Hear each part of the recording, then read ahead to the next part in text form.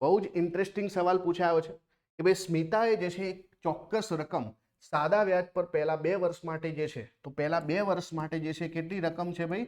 પહેલા 2 વર્ષ માટે એણે 6% દરે જે છે, કેટલા વર્ષ માટે? 2 વર્ષ, એટલે કે ટોટલ 2 વર્ષનું વ્યાજ કેટલું થઈ ગયું? 12%. પછી છે ત્યારબાદ 4 વર્ષ માટે, કેટલા વર્ષ?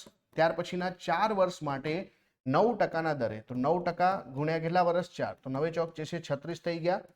હવે પછી આપણે શું કીધું છે કે આ 6 વર્ષના સમયગાળા બાદના સમયમાં વાર્ષિક 12%ના વ્યાજે ઉછીના લીધા.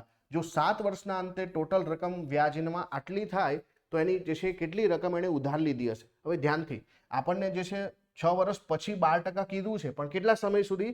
6 વર્ષ તો પૂરા થઈ ગયા અને 7 વર્ષે શોધવાનું છે, તો 1 વર્ષ બચ્યું. અને એમાં જે છે વ્યાજ કેટલું છે? તો વ્યાજ જે છે 12% છે અને 1 વર્ષ માટે છે, એટલે કે 12. હવે આપણે બધા જાણીએ છીએ કે ટોટલ રકમ 100% હોય, તો આ જે આપણને વ્યાજ મળ્યું કેટલું છે? તો 12, 12 અને 36, એટલે કે અહીંયા 60% વ્યાજ મળ્યું છે ને. 12 × 5 = 60, 60% વ્યાજ મળ્યું છે. આ 60%ની રકમ જે છે કેટલી છે?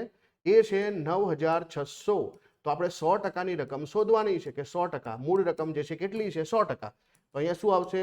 100 ગુણ્યા જે છે 9600 ભાગ્યા જે છે અહીંયા 60. તો આ જે છે 0 0 નીકળી જશે, 6 એ ભાગ ચલાવીએ તો 6 × 6 અને 6 × 6 = 36, તો 160 ગુણ્યા 100 એટલે કે 16000 રૂપિયા આપણને મૂળ રકમ મળે. તો એને જે છે કેટલી રકમ વ્યાજે લીધી હશે? 16000 રૂપિયા લીધા હશે અને પછી આટલું બધું વ્યાજ જે છે એમને ચૂકવવું પડ્યું છે, તો 16000 રૂપિયા આવે.